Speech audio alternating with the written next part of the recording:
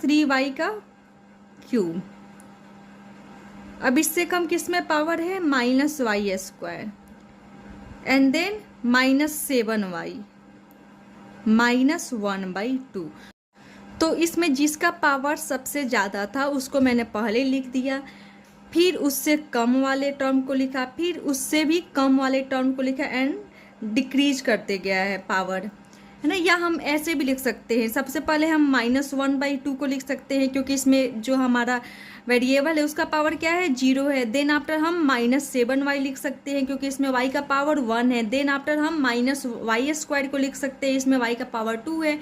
And then 3y³ plus 2y का power 4 plus y का power 5। इन दोनों ही फॉर्म में से किसी भी एक फॉर्म में लिख सकते हैं, लेकिन जनरली ज़्यादातर सही यही होता है कि हम जो वेरिएबल्स हैं उनके डिसेंडिंग पावर्स में लिखें, टर्म्स के वेरिएबल्स के डिसेंडिंग पावर्स में लिखें।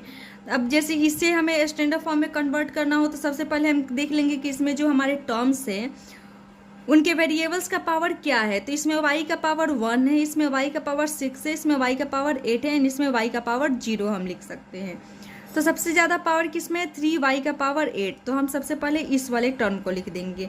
फिर देख रहे हैं कि -4y का पावर 6, इस वाले टर्म में y का पावर क्या है, 6 है, तो फिर हम इस वाले टर्म को यहाँ पर लिख देंगे। फिर 2y plus 2y then plus 4। अब ये जो पॉलिनोमियल है ये अपने स्टैंडर्ड फॉर्म में आ गया, बिकॉज हम क्या किए हैं यहाँ पर टर्म्स के वेरिएबल्स के डिसेंडिंग पावर्स में अरेंज कर दिए, है ना। अब यहाँ पे 1/2 m का power 6 minus 3m plus 2m का पावर 4 प्लस m है। हम इसमें देख लेते हैं सबसे पहले टर्म्स में वेरिएबल्स का पावर सबसे ज़्यादा किस में है। तो इसमें देख रहे हैं y का पावर 6 है, इसमें 6 है, m का पावर, इसमें m का पावर 1 है, इसमें m का पावर 5 है, एंड इसमें m का पावर 0 है। तो सबसे पहले सबसे ज़्यादा है उसमें हम लिख लेते हैं 1/2 m का पावर 6, फिर प्लस 2m का पावर 4, बिकॉज इस वाले टर्म में m का पावर क्या है, 4 है।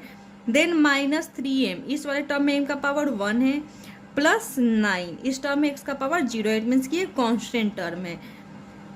अब ये जो पॉलिनोमियल था वो क्या हो गया, अपने स्टैंडर्ड फॉर्म में हो गया। इसी तरह हम फर्स्ट वाले को भी लिख सकते हैं। सबसे पहले हम m³ को लिखेंगे प्लस 5m प्लस 3।